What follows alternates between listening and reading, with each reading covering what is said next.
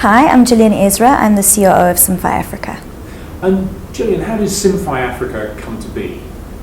Simfy Africa is part of a larger company called Exact Mobile. Exact Mobile is a specialist in digital music, launched in South Africa in 2000, mainly to take advantage of the craze for polyphonic ringtones at the time, moved into selling ringtone downloads, moved into selling full track downloads, and also became a specialist in mobile billing along the way, and then realized that the revenues in that sector of the market were dropping. Of course, by 2008, polys weren't selling at all, ringtones were dropping off, and full track downloads, we didn't have iTunes in South Africa, so they really weren't taking off through our brand, and started looking for alternatives to supplement that revenue, and by 2011 had decided to research and look into launching a music streaming service, Simfy Africa, which we launched in 2012. And you've got several operations, including one in Nigeria. Describe the one in Nigeria first. Nigeria is a partner white label service called Solo Music, so it's not sold as Simfy Africa, and it's part of an incredible bundle offering with a generic Android manufacturer called Solo Phone. So it comes free for 2 years, Solo Music, when you purchase the Solo device, which we just think is an incredible business model. And you're about to launch a music service here in South Africa with MTN. Describe what that would be. So this is the same music service, Simfy Africa. However, we've gone into a naming association with MTN. So it'll be called Simfy Africa, brought to you by MTN. And how will that service work? It's exactly the same as Simfy Africa. So essentially, you pay a flat rate per month. It's discounted through MTN. And you would get access to 23 million tracks, a crazy number, across your tablet, your smartphone, your PC, your Mac. You can listen to as much music as you want. You can pull it offline for convenience. You don't need data. And, the idea is listen to music anywhere, anytime.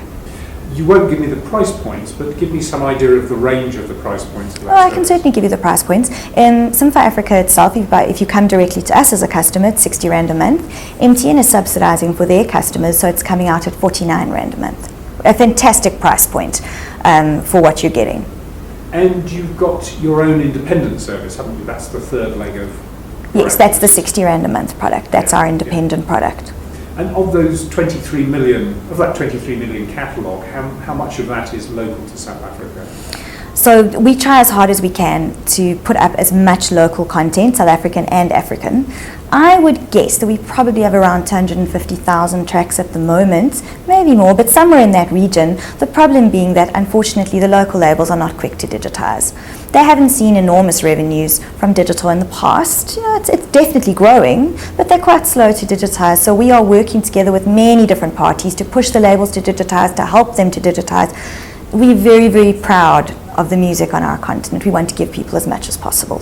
And what about something like Gallo Records, which is no longer really operational other than as a catalogue? How is that placed in terms of the digitisation process? Well, Gallo has actually reinvented itself recently and is now working actively as a label again. And they have done a great job of digitising a lot of their back catalogue. So the Ladysmith catalogue is out, Lucky Dube, things like that. But they're still working to digitise a lot of it, which isn't available as yet. So we work quite closely with them. And in terms of the broader space, who is operating in the digital streaming space? You've got the internationals, so who's there in that part? Well, we have Deezer in South Africa. We also have Rara.com, which no one really seems to know too much about it. On the continent, we have a local service called Spinlet. We have another local service called Eroking, and there's various other small players, but they're very localized in their own territory in Nigeria, in Kenya, etc. And I understand Spotify is going to be coming soon. Well, Spotify announced at Africom last year that they wanted to launch here in March, but as you know, they haven't done so. So we're expecting to see them later in the year. Yeah, towards the back end of the year. Yeah, I would think so. Okay. And what's your expansion plan? How are you going to expand out from South Africa into the rest of the continent? We want to expand into the rest of the continent. We have very ambitious plans.